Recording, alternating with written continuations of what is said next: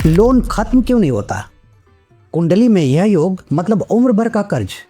आखिर परिवार का कोई भी व्यक्ति यह योग लेकर के पैदा हुआ, इसका मतलब ये तो नहीं कि पूरी जिंदगी वो कर्ज में डूबा रहे परिवार। तो इस वीडियो को आप अंत तक देखिए। मैं इसमें ये बताने वाला हूँ कि यह दुर्भाग्यपूर्ण योग कैसे खत्म किया जा सकता है और आप कर्ज से छुटकारा पाने का क्या उपाय कर सकते हैं। अगर आप सालों से कर्ज चुका रहे हैं और कर्ज चुकता नहीं हो रहा है, एक कर्ज चुकता करने के लिए दूसरा कर्ज लेना पड़ रहा है, सालों से मेहनत करने के बाद भी जो पैसा आ रहा है वो ब्याज में चला जा रहा है, तो आज मैं आपको बताने वाला हूं जन्म कुंडली का वो खतरनाक घर जिसमें क्रूर ग्रह बैठ करके आपको उम्र भर के लिए कर्ज के जाल में फंसा देते हैं।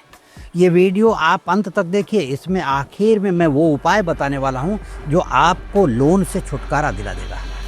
नमस्कार, मैं ज्योतिषी आर्य सोनी पिछले 41 वर्षों से यंत्र मंत्र तंत्र रत्न दान दक्षिणा पूजा पाठ होम हवन जप तप और रुद्राक्ष द्वारा लोगों की समस्याओं का समाधान करता आ रहा हूं।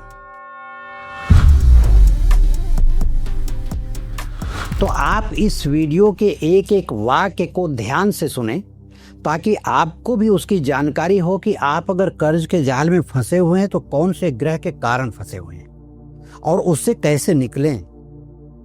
तो मैं आपको बता दूं, जन्म कुंडली का जो 6वां घर होता है वह केस, संघर्ष यानी मुकदमे का, संघर्ष का, रोग का और शत्रुओं का घर के साथ साथ कर्ज का घर होता है। 6वें भाव में अगर शनि बैठ जाए, राहु बैठ जाए या 6वें भाव का स्वामी किसी पाप ग्रह के साथ जाकर के बैठ जाए तो आदमी पूरी जिंदगी लोन में ही फंसा रहता है। लोन बार बार उसकी जिंदगी में आता है। और वहीं 6वें भाव का स्वामी अगर 12वें भाव के साथ संपर्क बना ले या उसके साथ संबंध बना ले तो आदमी पूरी जिंदगी जितना कमाता है सब उधार देने में ही खत्म हो जाता है।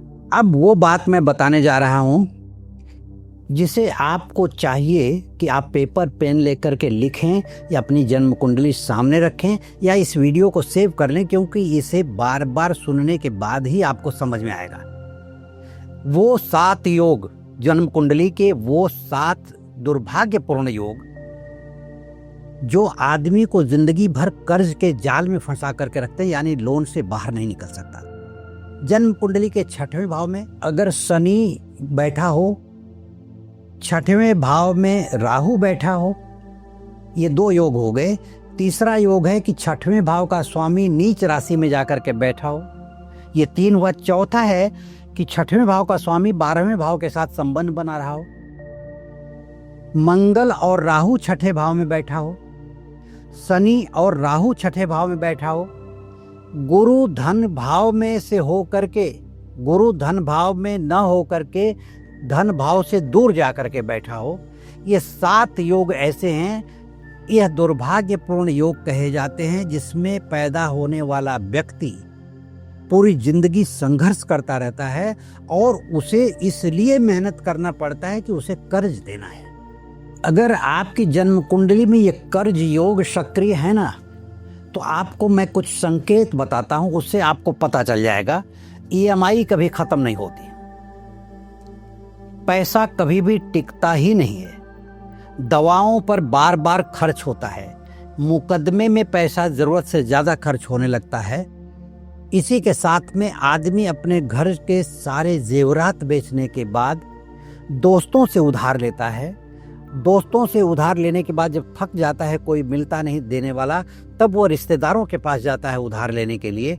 इस तरह से वह कर्ज के चक्रव्यूह में फंसता चला जाता है। और सबसे खतरनाक संकेत ये है कि जितना भी आदमी कमाता है उसका कई गुना हर महीने कर्ज बढ़ता रहता है। अभी तक हमने आपको बताया कि किन योगों के कारण आपके ऊपर कर्ज आता है। अब मैं आपको 3 महत्वपूर्ण उपाय बताने जा रहा हूं जिसे करके आप अपने कर्ज को खत्म करने की तरफ बढ़ सकते हैं। सबसे पहला उपाय है कि शमी वृक्ष के नीचे सरसों के तेल का दीपक प्रत्येक शनिवार जलाइए और जलाने के साथ ही हाथ जोड़ करके ओम शं शनिश्चराय नमः का 21 बार मंत्र पढ़िए। यह धीरे धीरे कर्ज को काटता रहता है। दूसरा उपाय है कि प्रत्येक शनिवार थोड़ा सा काला तिल किसी गरीब आदमी को आप दान दें। अगर कोई गरीब आदमी न मिले तो बहते पानी में आप बहाएं प्रत्येक शनिवार। और बहता पानी भी ना हो तब जा कर के पीपल के पेड़ के नीचे आप अर्पण करें और 3 परिक्रमा लगा करके वहाँ अपने कर्ज मुक्ति के लिए प्रार्थना करें। यह उपाय आपके कर्ज को धीरे धीरे खत्म कर देता है। तीसरा और सबसे महत्वपूर्ण उपाय है कि प्रत्येक अमावस्या के दिन एक कागज पर आप लिखें कि मैं अपने सभी ऋण और अपने सभी संकट ईश्वर को समर्पित करता हूँ। यह लिख करके बहते हुए पानी में बहा दें या पीपल के पेड़ के नीचे गड्ढा खोद करके उसको दबा दें या कहीं दूर, घर से दूर जा करके उसे अग्नि में समर्पित कर दें, जला दें। अब यह क्रिया जो मैंने आपको बताया, यह क्रिया आपके कर्ज को धीरे धीरे जड़ से काट देती है।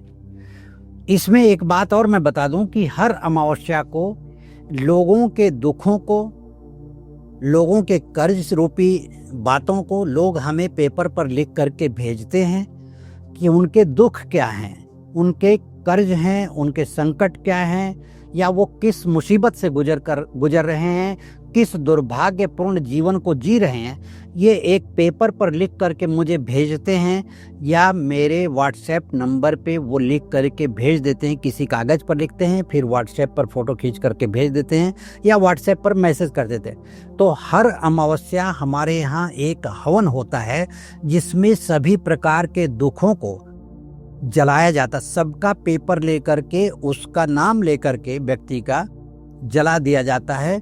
यह लाइव प्रसारण इसलिए नहीं किया जाता है कि व्यक्ति का नाम उजागर ना हो, इसलिए अमावस्या के दिन रात्रि में हम ये पूजा करते हैं। और इसमें अगर आप स्वयं न कर सकें तो आप मुझे लिख करके भेज दें, ताकि अमावस्या के दिन हमारे किए गए पूजा में आपके भी संकट को हम जला सकें और ईश्वर से प्रार्थना कर सकें कि जो व्यक्ति इस संकट से गुजर रहे हैं, जिन्होंने हमें लिख करके भेजा है, उनके संकट को आप दूर करें और उनके ऊपर आशीर्वाद बरसाएं। यह क्रिया आपके ज़िंदगी में किसी भी प्रकार के संकट को दूर करने के लिए किया जा सकता है और आप मेरा उपयोग कर सकते हैं। मेरे पास आप लिख करके भेज सकते हैं। जितने भी मैंने उपाय बताए हैं, ये उपाय आप कर सकते हैं, लेकिन सबसे महत्वपूर्ण बात कहना चाहता हूँ कि किसी भी प्रकार का कर्ज योग जो होता है वो अनेकों प्रकार के अलग अलग योगों के कारण होता है। तो आपकी जन्म कुंडली में किस योग के कारण कर्ज हुआ है, इसे किसी विद्वान ज्योतिषी से अगर आप अपनी जन्म कुंडली का विश्लेषण करवा करके उपाय करते हैं तो ज़्यादा अच्छा होगा।